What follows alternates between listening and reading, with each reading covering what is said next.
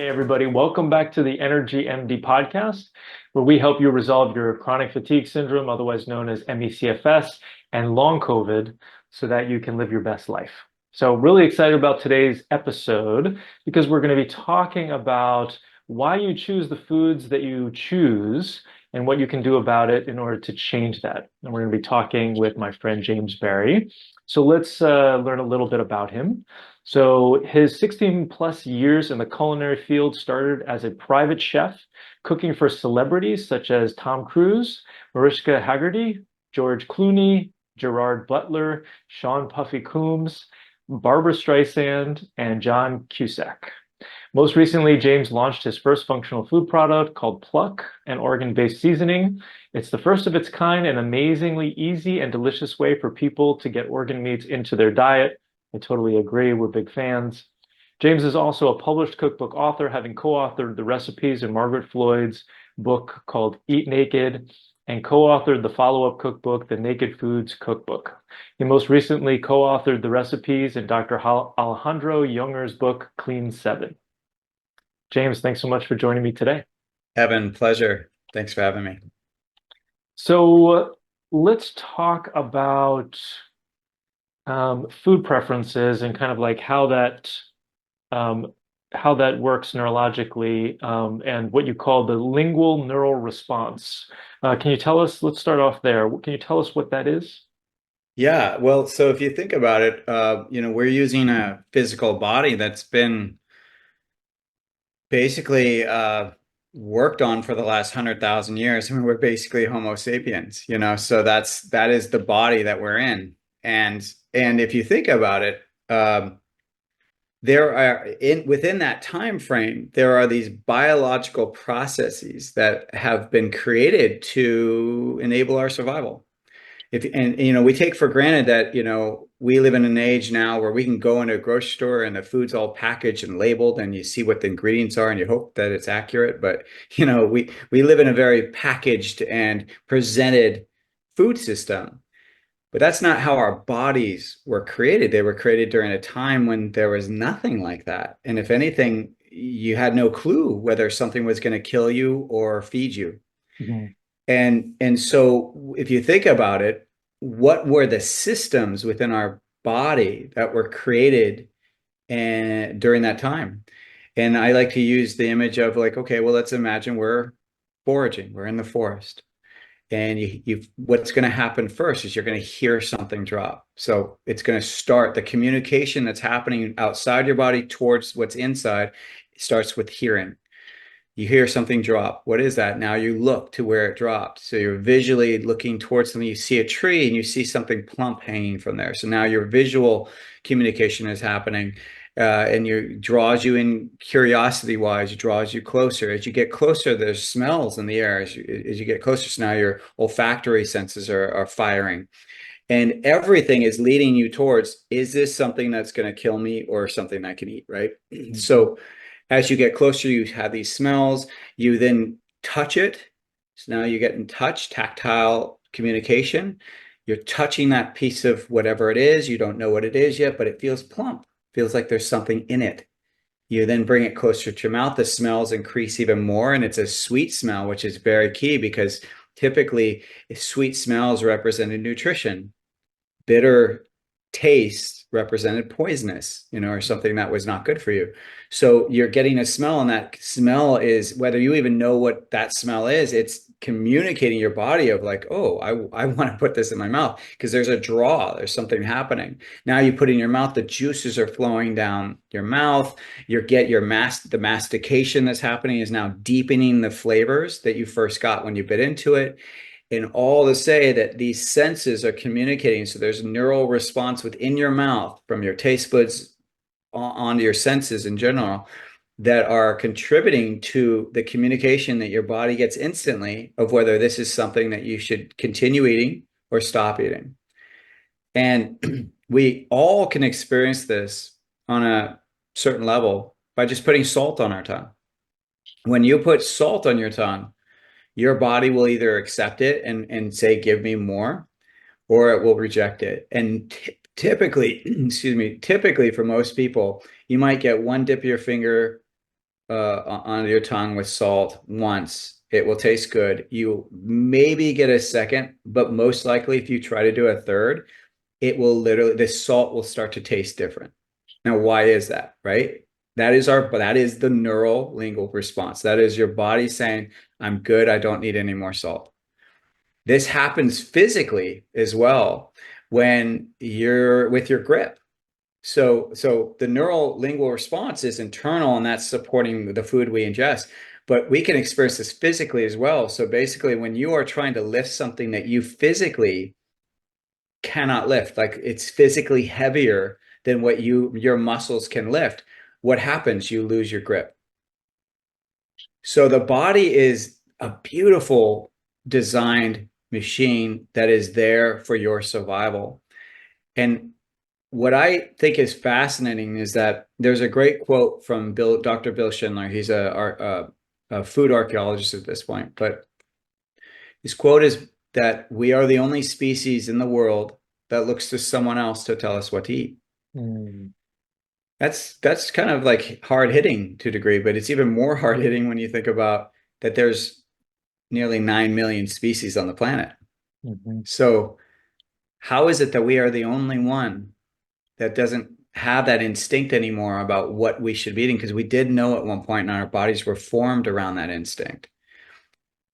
And so I believe that there's obviously a marketing behemoth of a machine that is constantly targeting us, constantly confusing us, constantly pushing an agenda that may not be what our body wants, but clearly manipulating our minds to want the thing that they're marketing us to.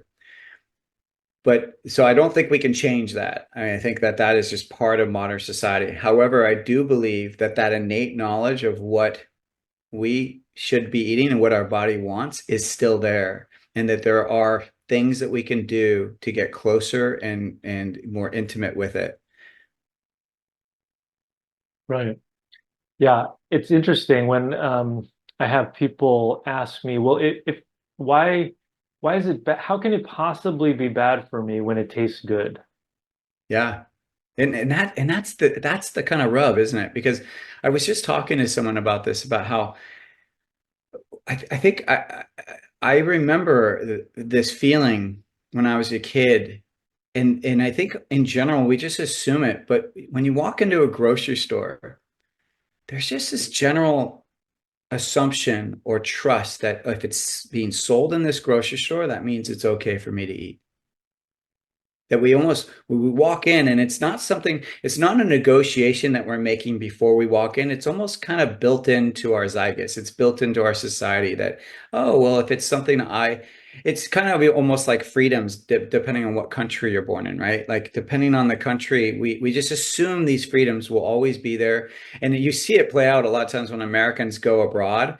They act like, well, you're not going to do this to me. I'm American. You think there's this kind of like behavior as though like you can't do this to me, even though they're in a completely different environment, and that the rules that we have in America may not apply to where that person is visiting, right? Mm-hmm. The same thing is true with our diets and the food that's available. And I really think that it does kind of, there are stages, and happily we can get into those. But I do think that we almost have to kind of accept that our perspective is skewed. We cannot accept that A equals A anymore around our food systems. We just can't. We are manipulated.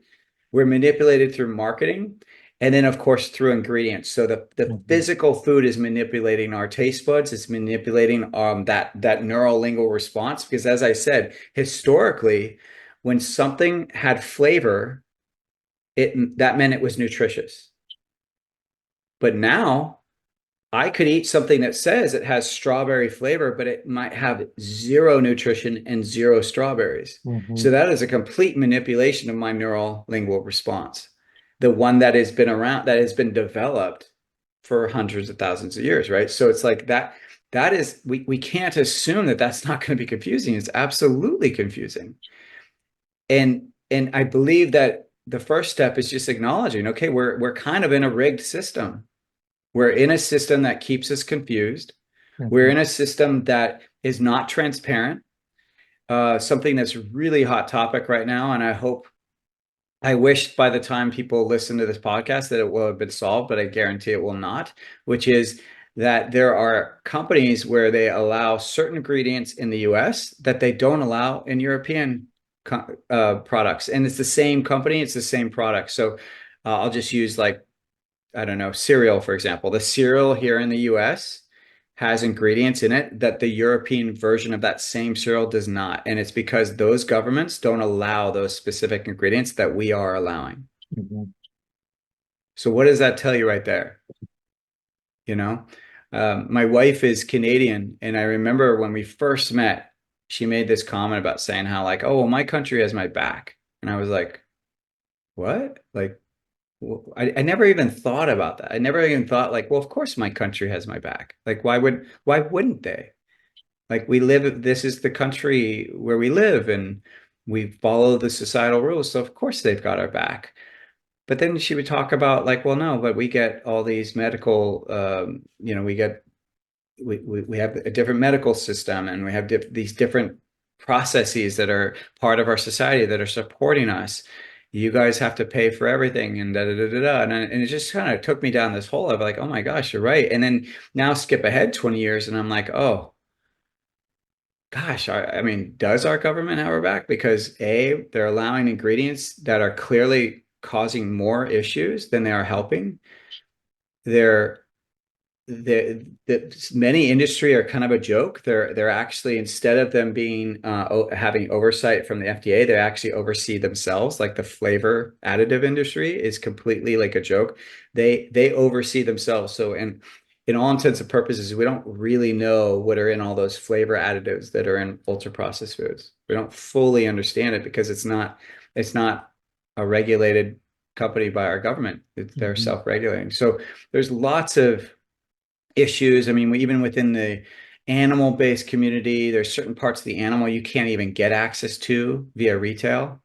Me being, my focus being on animal-based nutrition and focusing on organ meat specifically, that's a big deal for me. Like it bothers me that we can't get access to certain, like brain, for example. You can't get access to it. They'll say, oh, it's because of mad cow, but historically, our ancestors, when I say our ancestors, I mean our grandparents, particularly if they grew up on a farm, they ate brain with their eggs, and it was a very common part of the animal to eat.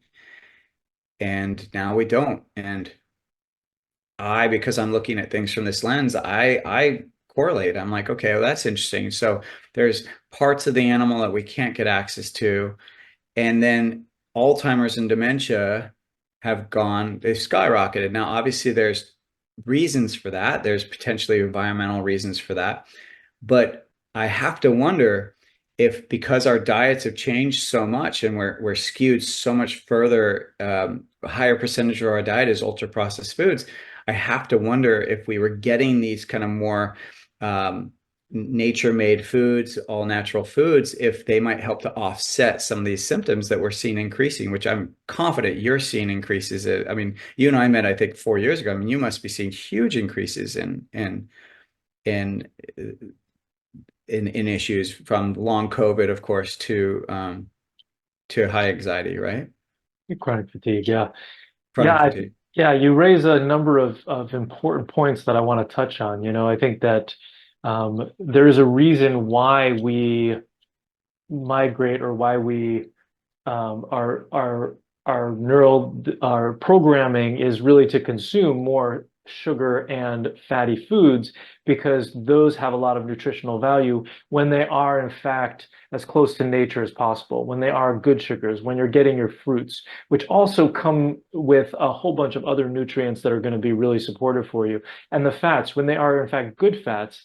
But like you said, the food establishment unfortunately utilizes products in order to be able to get us to taste those things so that they are desirable, but in fact they are void of the nutrients. So I think that's an important point that you made that I wanted to bring back up. And then also, I think that it's really important in order for us to advocate for ourselves because like you were talking about, the FDA when I was growing up, Food Drug Administration, they're supposed to be monitoring what's going on, but in fact, like you mentioned, oftentimes the head of some of these government organizations are just coming from the companies that they're supposed to be monitoring. So we have to be really good advocates for ourselves.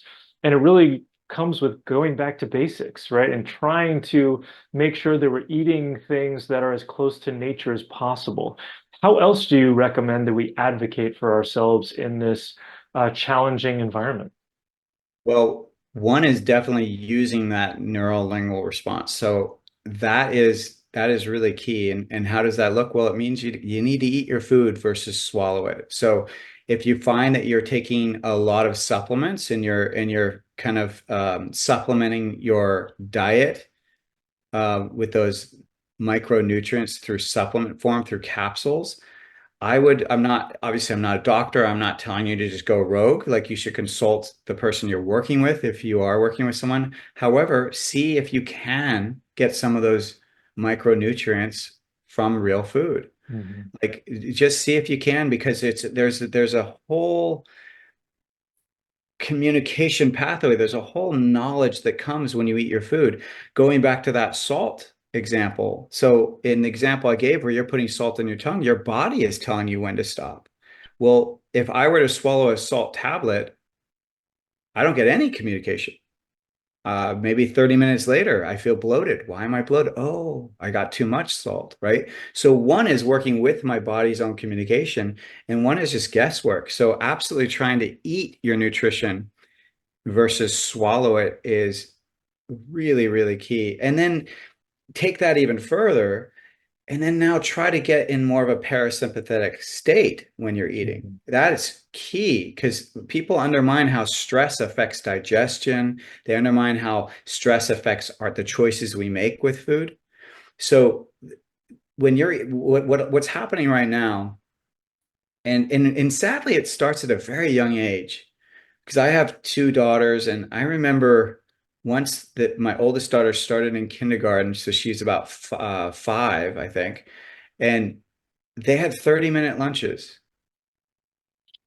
30 minutes. Mhm. So how much time is that really, right? So right away, we're teaching our kids when you only have 30 minutes, and that's not true 30 minutes. That's like you leave, the bell's gone off, and now you start walking from your room to get to the cafeteria to eventually get to where you're eating. So technically, it's more like a 25-minute, 20 to 25-minute lunch.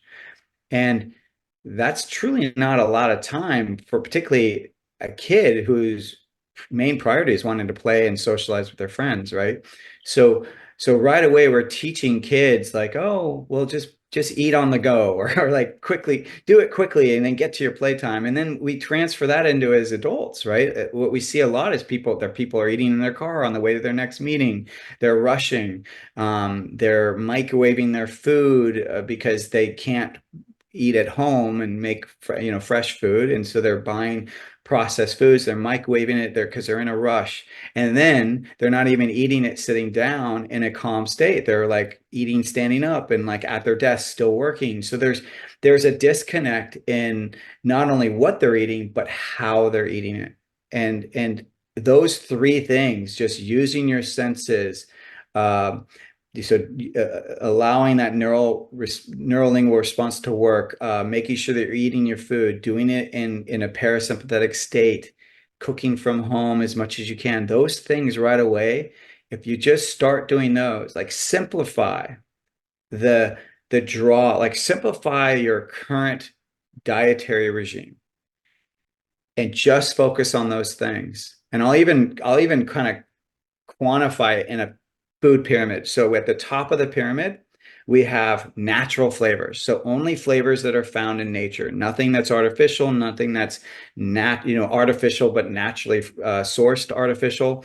It's just things that are found in nature. So what are those things? Well, those are ingredients, not things that have ingredients. And then in the middle of that pyramid, I would choose nutrient dense foods. What are nutrient dense foods? Well, they're not fortified foods.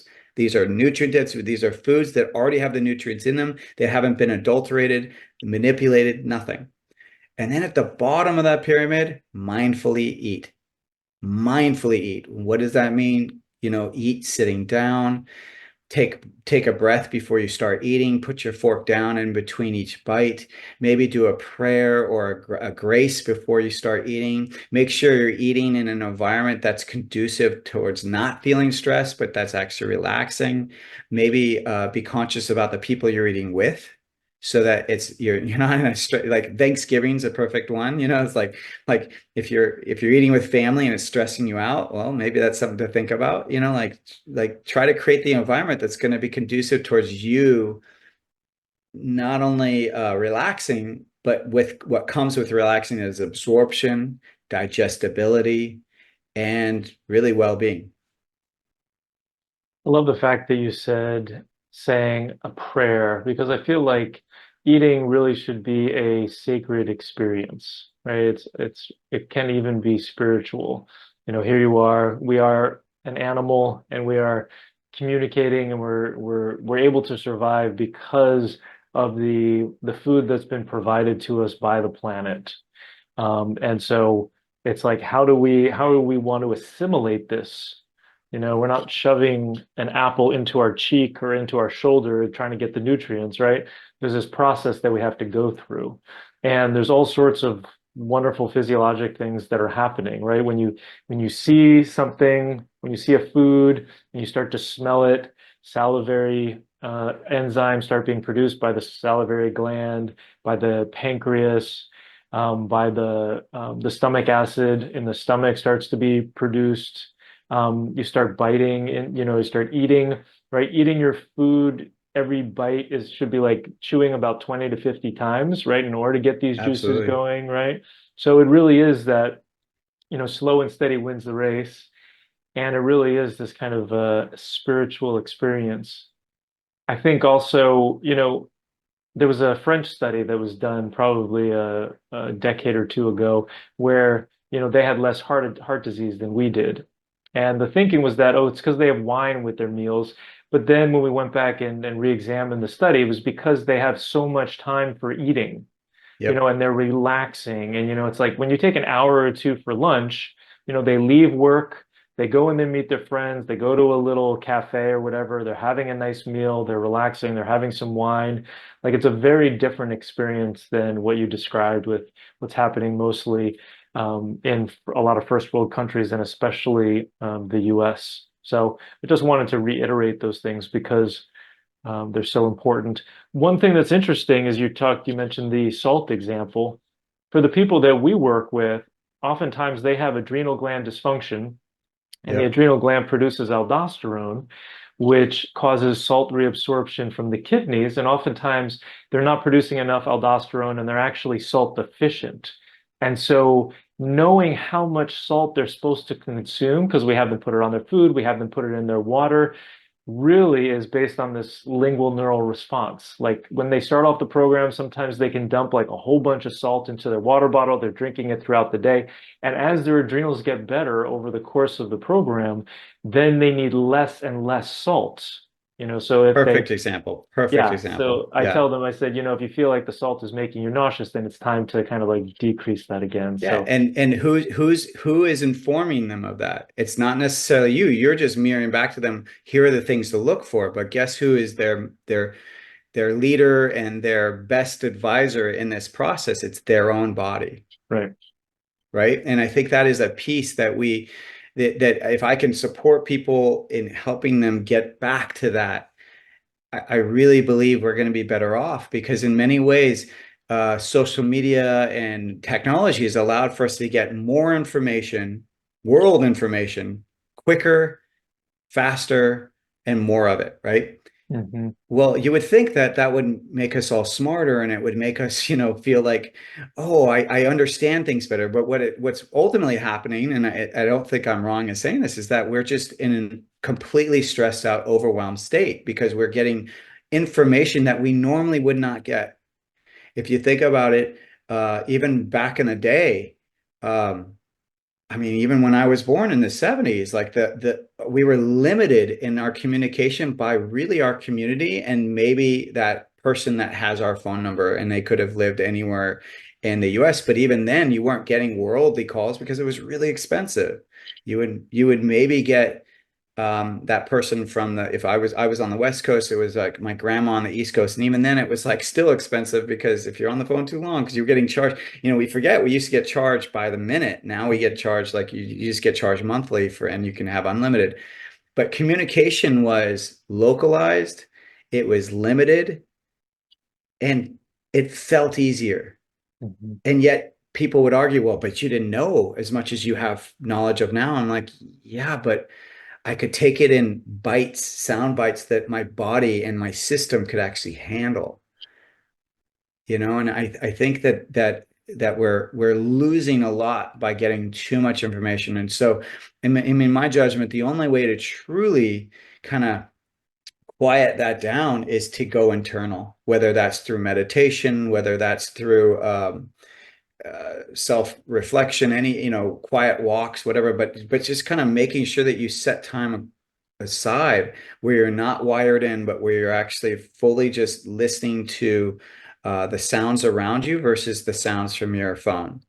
Mhm. I think that the more we can kind of unwire, the more that we can just focus on eating our food and then also focus on the environment we're in when we're eating it, we will see huge leaps in our nervous system, in our digestibility, in our health. And I love that that's kind of what you're mirroring to your clients regarding their salt intake. I just think it's such a perfect example of this. Well, and what you mentioned about being in the parasympathetic and doing nervous system retraining really is a core part of the work that we do. Yes, we're removing heavy metals and chemicals and molds and infections and all that. But I've found that people get better a lot faster when they're working on being in more of a mindful state, and Yes. try to practice mindfulness and meditation and working on retraining their nervous system. And like you're mentioning, food is just another way of doing that. It's part and parcel with this whole thing. If you want to be healthier, you got to exist more in a parasympathetic aspect of your nervous system and retrain your nervous system. And consequently, that goes for whether you're walking, working, or eating. And so I think it's just a really important part of the whole conversation. And I think that there is also, you know, there's also this kind of assumption or expectation that we're going to go from 0 to 99, that I can strong arm addiction. I can get healthier. I can make a decision one day and suddenly I'm going to stop eating junk and I'll be healthier, or that I can control my portions. I can go out and eat at certain restaurants, so I can get that bag of chips or that ice cream and I can make it so that I don't eat it all in one sitting. Like we have this idea that these things aren't bigger than us and that we are still the masters of our domain. But yet at the same time, we also typically people that think like that are also the ones that completely abandon themselves when things are not within their control. The minute something doesn't go the way they thought it was going to go, they abandon this intelligence about what works or doesn't work for their body. And I think that a lot of that, sure, there's some mindset stuff to it, but I believe that a big piece of it is that we have to kind of take a step back and realize that potentially the issue is bigger than us, that this marketing machine, the chemicals that are in foods, that these things are more manipulative than we even give it credit for. And that intellectually we might think you got it figured out, but that physically we don't.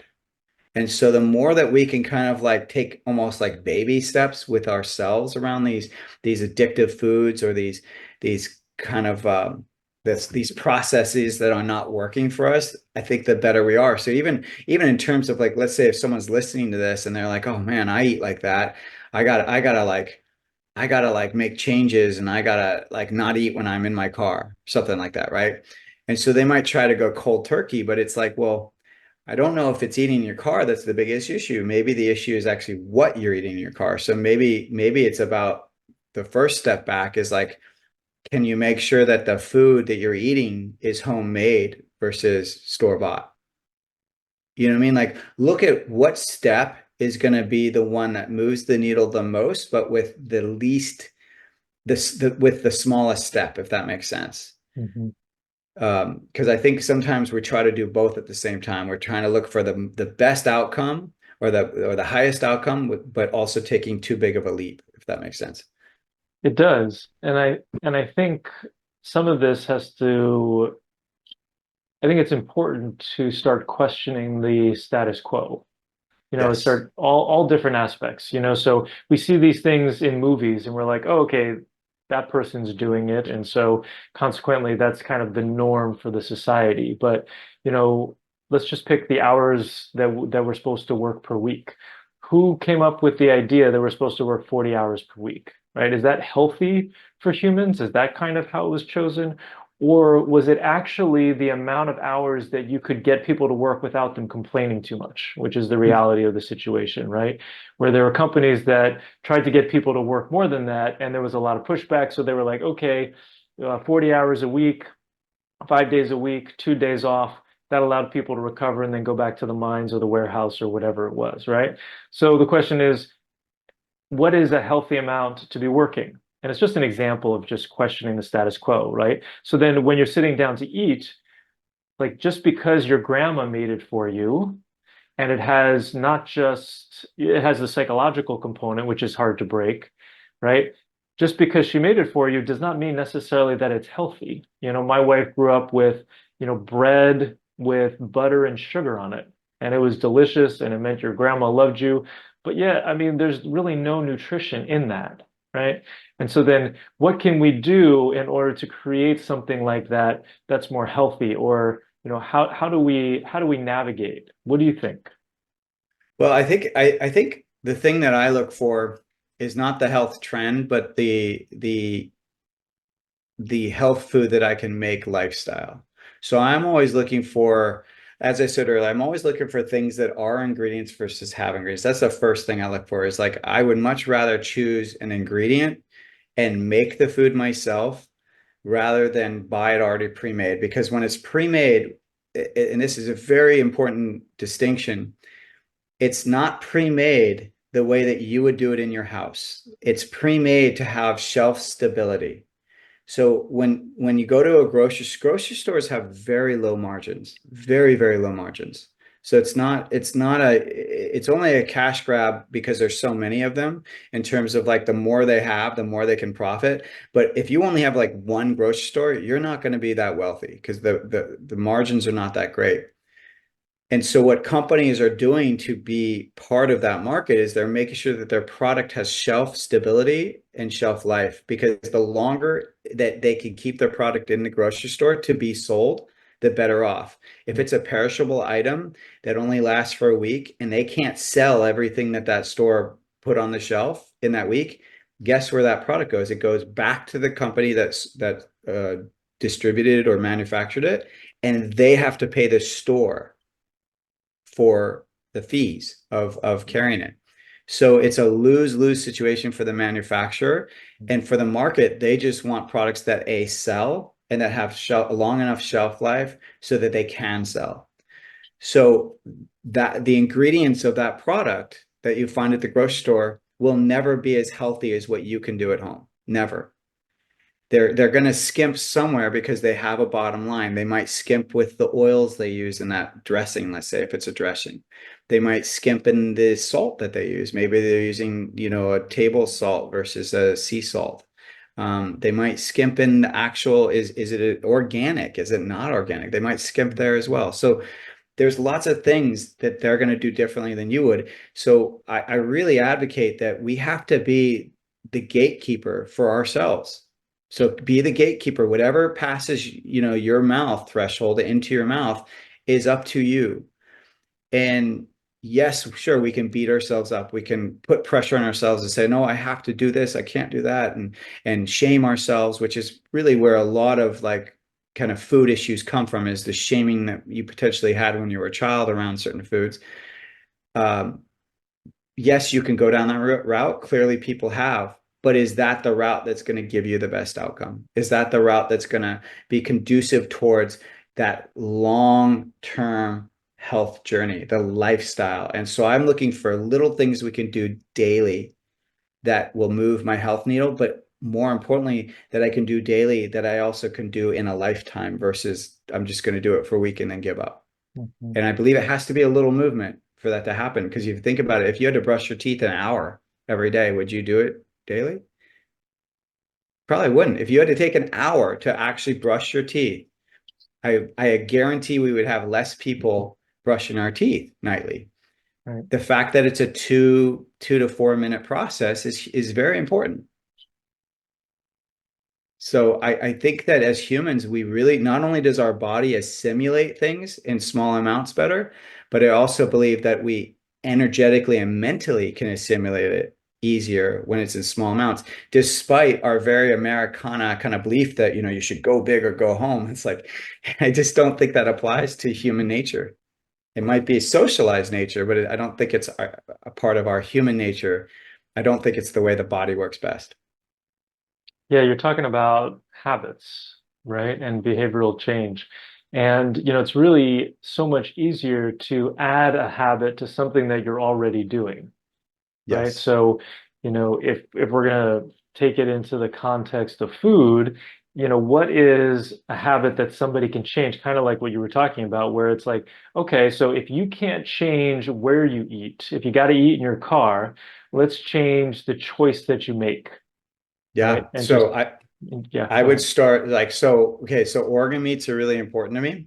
I believe eating whole animal is what many of us are missing from our nutrition. So right away, that's why I created Pluck, which you mentioned at the top, because Pluck is a seasoning with organ meats in it. It's got freeze-dried powdered liver, heart, kidney, spleen, and pancreas combined with organic spices and herbs. So literally, if you can salt it, you can pluck it. So right there, it's no new habit. You're already seasoning your food. I'm just saying season it with this and you get the micronutrients of organ meats every time you use it, which is cumulative effect. So that's right away one thing someone could do, because a lot of seasonings are actually contributing to chronic issues. They're not actually helping to just flavor. And how you know that is just look at the ingredients. Does it have sugar in it? Does it have seed oils? Does it have silicone dioxide? Does it have anything that's preservative or shelf stabilizing or anything like that? Those things are not going to be good for our health. Mhm. So right away, I would focus on those kind of things. But then I wouldn't stop there. I would graduate to, well, what are some other ways that we're getting these very inflammatory foods or that are hurting us rather than helping us? And I would say dressings is a huge one, huge one, sauces and dressings. So right away, I would suggest make your own. And here's a tip on how to do it. It takes you literally 30 seconds as long as you have the ingredients in house. And here's the ratio you follow. You get a mason jar with a lid. You use this ratio for a dressing, 3 to 1. So 3 parts oil to 1 part acid. An acid is a vinegar. It could be lemon juice, could be lime juice, could be pineapple juice. That's an acid. Mm. So it's literally 3 to 1. And the key with any ratio is you got to use the same vessel. So if you're using a tablespoon, it's 3 tablespoons of extra virgin olive oil, 1 tablespoon balsamic vinegar. Put that in the mason jar, shake it. You now have a delicious dressing. You can then go further with it. You can add salt, you can add pepper, you can add a little Dijon mustard. Like you can add to it, but that is the base. That is the simple base for now making your own dressing and eliminating all these kind of toxic ingredients that are contributing to potentially brain fog, contributing to anxiety, that are contributing to inflammation, chronic inflammation. So there's so many things that just removing, just making your own dressings will do. And then from there, there's other things like if we go back to organ meats, you could get grinds, like ground meat that already has the organs in it. There's lots of them on the market. They're usually in the freezer aisle. Force of Nature has them. Multiple companies sell them now, meat companies, and they're usually called paleo blend, or they're called ancestral blends. And they usually will have heart and liver at minimum in them. Minimum of those two, sometimes more than that, maybe kidney, but usually you don't see any that have more than just those three.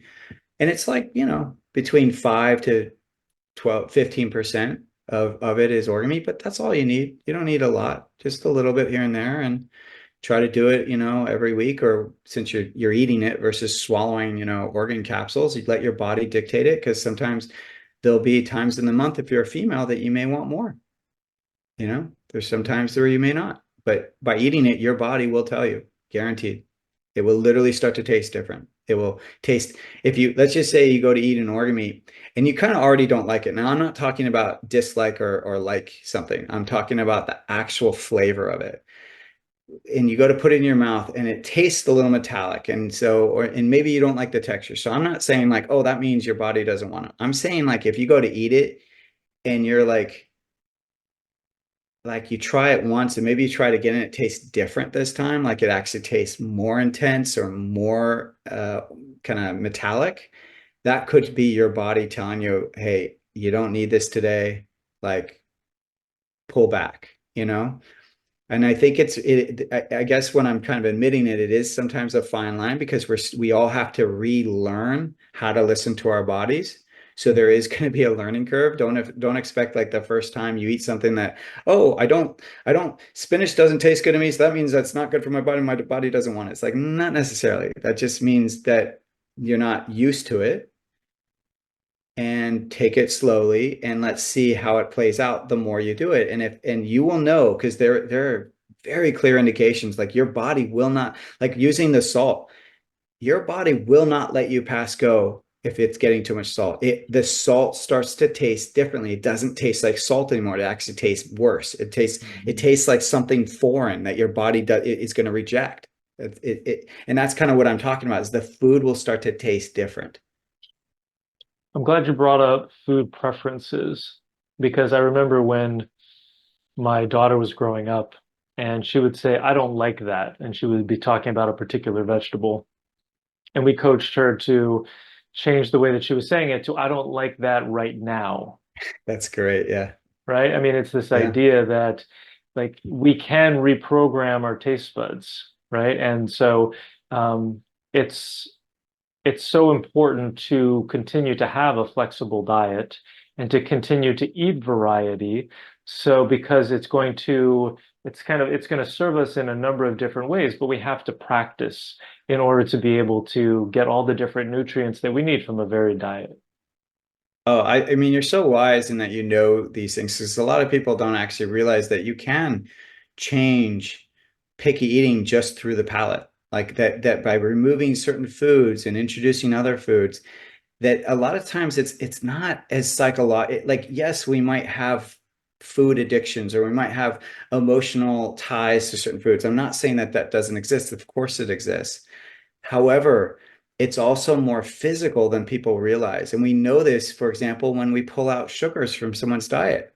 We back in the day, I had a meal delivery service, and we used to have this program, a 2-week program called the Sugar Control Detox. And what it was it was basically a low carb diet. So there was no sweets, no alcohols, um, very little fruit. We only included certain berries, not even strawberries. Those were considered too sweet. So it was like blueberries, blackberries, raspberries kind of thing. And then no grains, no starches.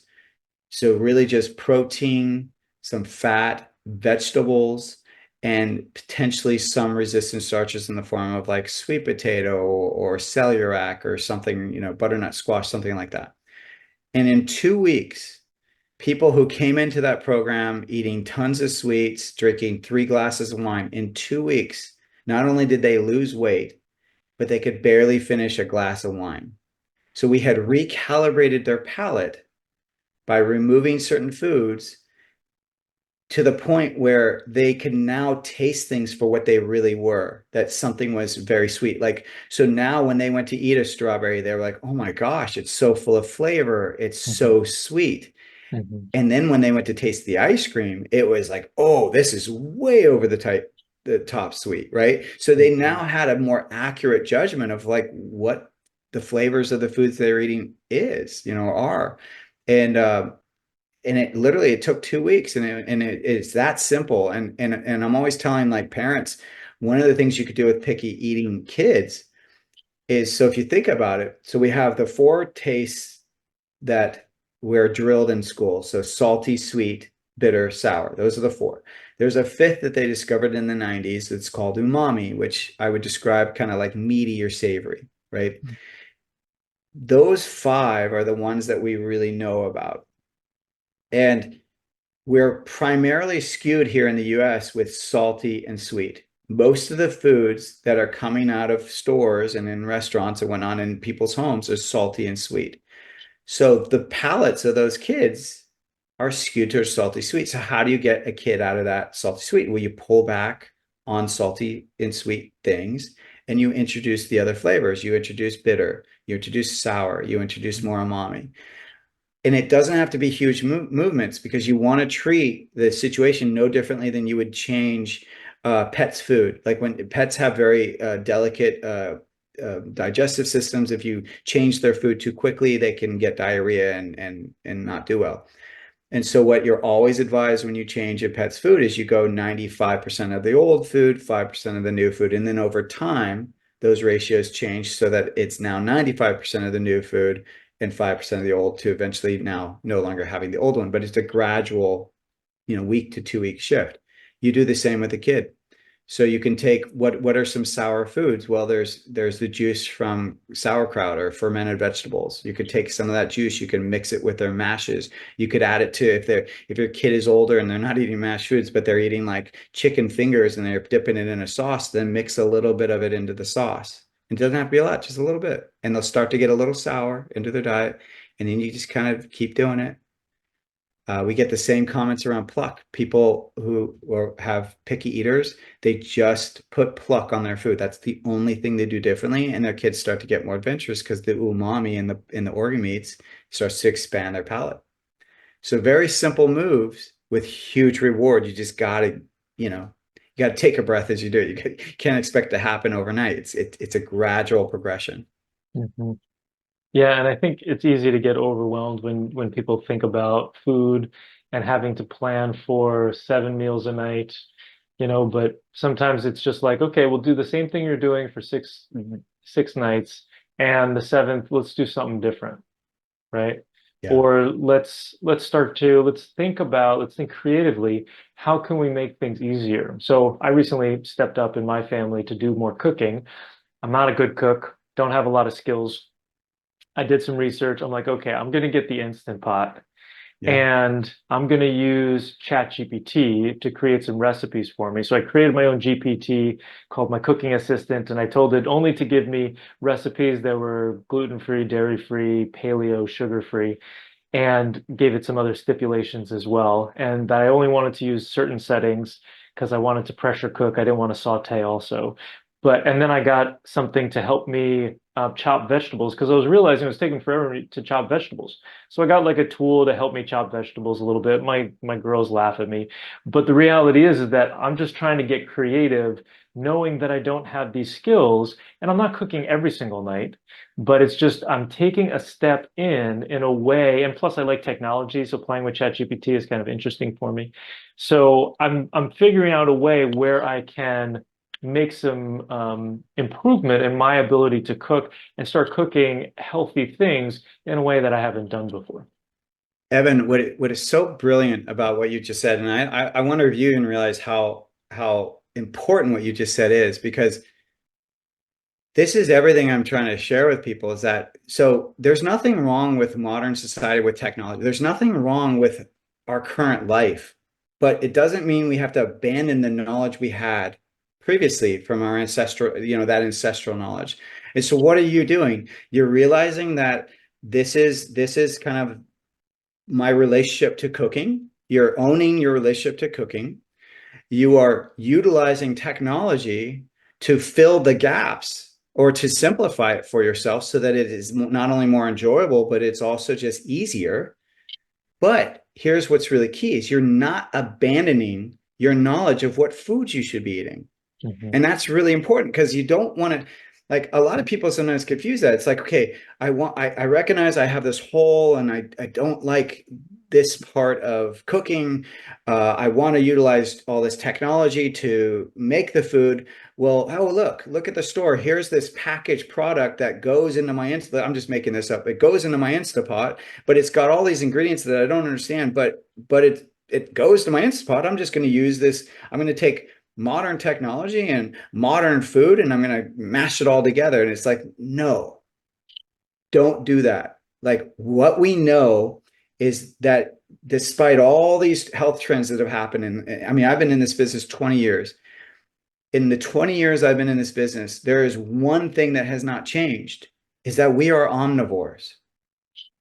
Simple put, we're omnivores, and doesn't matter what health trend comes in, it doesn't matter what the trending diet is, it's that real food matters. It just needs to be real food. And what I hear you saying when you say that is like, you're not abandoning that knowledge. I'm still making real food, but I'm accommodating the skills I'm using to make that food with modern technology and modern practices. And to me, that is what we should all be striving to do. Is no one is saying like, hey, I'm not here trying to say like, oh, you should eat ancestral, but you should also go out and hunt your own animal, and you should like, dress it, and you should, eat, in outside under the fire and the stars. Like no one's, I just don't believe that's realistic. I think that realistically we live in this society. So let's make that work, but let's not abandon our innate knowledge of what we should be eating. And I know, like, I don't know if you remember this back in the day, like Weight Watchers, they were so adamant about like calories matter. Like they were really pushing, and calories do matter, but they were pushing the agenda that it didn't matter where the calories came from, that the calorie of a cookie was the same as a calorie of an apple. And you only have this many calories in a day. So go ahead and eat as many cookies as you want, as long as it fits within this calorie. And the huge mistake of that is we all bought it. We were like, oh, great. So I can eat that fat-free cookie and I can eat the whole box because it said fat-free and that's not going to affect me negatively. Or I can eat a cookie instead of an apple and still have the same effect. And it's like, no, the food choices you make matter. And so I love that you're not abandoning that for the convenience of modern, society or whatever it is. All right. Thank you. James, this has been great. I so appreciate you coming on and talking about all this stuff with me. Where can people go and find out more about you and Pluck? So we have a website, eatpluck.com. Speaking about recipes, we have some great recipes on that. And they're all recipes either using Pluck, there's regular recipes, but some of them even show you how to get organ meats in your diet. So some of them are utilizing Pluck and other organs. And then you can find us on Amazon as well. Just do a search, but Pluck is sold on Amazon, eatpluck.com as well. And then on socials, we're at Eat Pluck, and I'm Chef James Berry.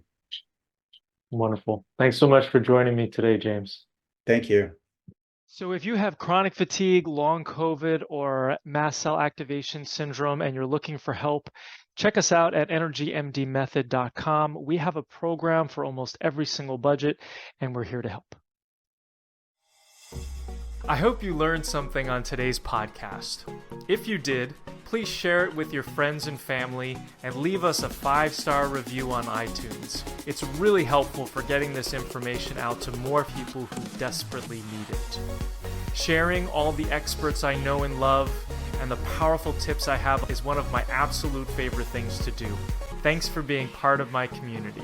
Just a reminder, this podcast is for educational purposes only and is not a substitute for professional care by a doctor or other qualified medical professional. It is provided with the understanding that it does not constitute medical or other professional advice or services. Thanks for listening, and have an amazing day.